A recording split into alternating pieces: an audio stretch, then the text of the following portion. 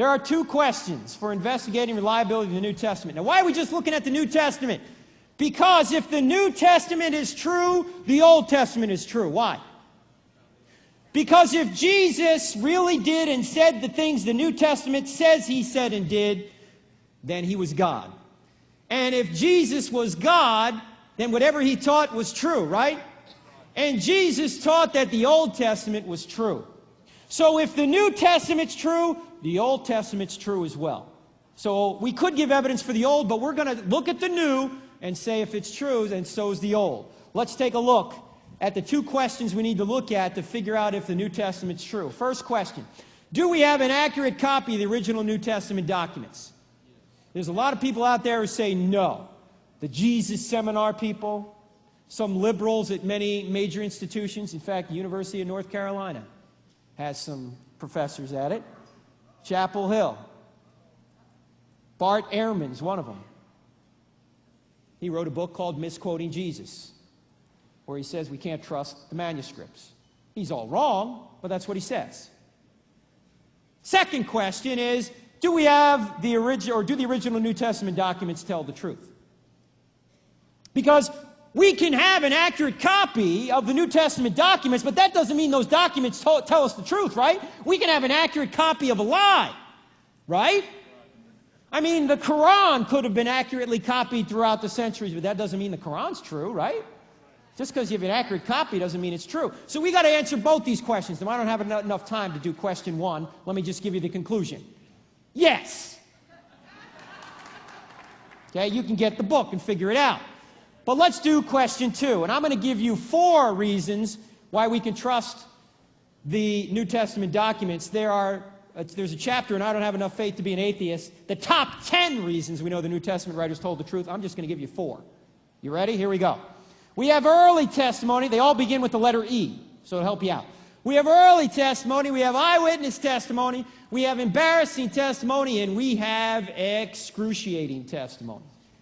Let's go through each one of these in order. Early testimony. Now, what I'm about to say, if what I'm about to say is true, you might as well just wipe out every liberal New Testament department at your major university. Because what I'm about to say contradicts what they say. Let's take a look. Early testimony. Let's look back at the first century for just a couple minutes. You see 30 A.D. all the way up to 70 A.D. There are 2 major events that all historians agree on, bookends. We've got the cross occurring sometime in the early 30s, and we've got the temple and the entire city of Jerusalem being destroyed by Titus, the Roman general, in 70 A.D. Now, what's going on between those 2 bookends of time? Let's take a look. We know that Paul was killed at the hands of Nero sometime in the late 60s. That's commonly accepted by historians. We know that James, the half-brother of Jesus, was killed at the hands of the Sanhedrin. How do we know? Does the Bible tell us? No. You know who tells us? The Jewish historian Josephus, who lived from 37 A.D. to about 100 A.D. He tells us that in 63 A.D., James, the half-brother of Jesus, was killed at the hands of the Sanhedrin. Why was he killed? Apparently because he was a Christian. He was the leader of the Jerusalem church, and the Sanhedrin didn't like that. Now, we all know that James, according to John chapter 7, didn't believe Jesus was God when he was walking around the earth. But in 1 Corinthians 15, Paul tells us that the risen Christ appeared to James, and suddenly he then becomes a leader of the Jerusalem church. You think the appearance had something to do with that? Yeah. Because I know a lot of people in here you probably have a brother who thinks he's God, don't you? Okay? You need some proof. Well, James ultimately got it. We know that Acts is written by 62 A.D. I don't have time to get into the evidence for that, but it's in the book. We know that 1 Corinthians is written by 55 A.D.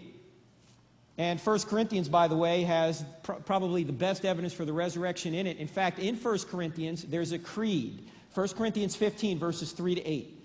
Go home, read 1 Corinthians 15, verses 3 to 8. That's a creed that Paul received when he first became an apostle. He verbally told it to the Corinthians, and then in 1 Corinthians, he wrote it to them. And he said, remember I told you about this? Here it is in writing. That creed, scholars believe, goes all the way back to the event itself. In the early 30s, that creed, which they memorized orally, If you read it, you can see a rhythm to it, that Jesus died and rose again. That creed is very early. Now, there's a lot going on here. If Acts is written by 62, what's written before that? Who wrote the book of Acts? Luke. So he wrote the Gospel of Luke before the book of Acts. Why? Because the first verse of the book of Acts says, "In my former work, O excellent Theophilus." What's the former work? Luke. If Luke is early, then many believe Mark is earlier than Luke, and I personally believe Matthew is the first gospel written. So we've got early testimony. Even without Matthew, you've got Luke and Mark and the creed. Now, I may be going out on a limb here, so tell me if I am, but I think that Paul had to have written all of his works before he died. Is that a fair assumption? All right. What are the undisputed works of Paul? 1 Corinthians, Romans, 2 Corinthians, and Galatians. There's other works too, but that's all you need to prove the resurrection. Now the real kicker. I personally think that most, if not all, the New Testament's written before 70 AD. Why? Because there's not a whiff of the entire country of Jerusalem, or of Israel, being destroyed by the Romans in 70 AD. Not a whiff of it. It's predicted, Jesus predicts it in Matthew 24, but nobody ever says, look, it happened. Now let me ask you a question. Suppose you're reading a book about Lower Manhattan, and it talks about how the World Trade Towers were built in the 70s. But then there's no mention about the World Trade Towers being destroyed by Muslim terrorists on 9/11. When are you going to assume that book was written? Before 9/11. Or you're reading a biography of Dr. Martin Luther King. You read about his whole life, and the book ends, and there's nothing in there about his assassination. When are you going to assume the book was written? Before he was assassinated. The same thing's going on in the New Testament. In the New Testament, 70 A.D., was far more traumatic an experience to those people than was 9/11 in our life. They just didn't lose a couple of buildings and 3,000 of their beloved citizens. They lost their entire country. Their temple was destroyed. Their city was destroyed. Hundreds of thousands of their countrymen were killed. Josephus called it the greatest war of all time. They lost their entire country. They never even got back there till 1948. And yet, nothing is mentioned in any New Testament document about that. What does that lead you to believe?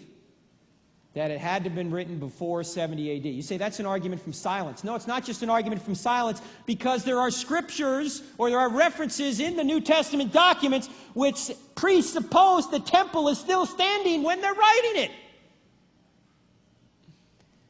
If this is written before 70 AD, that knocks out just about every liberal argument to the eyewitness early nature of these documents. In fact, this period is during the age of the eyewitnesses.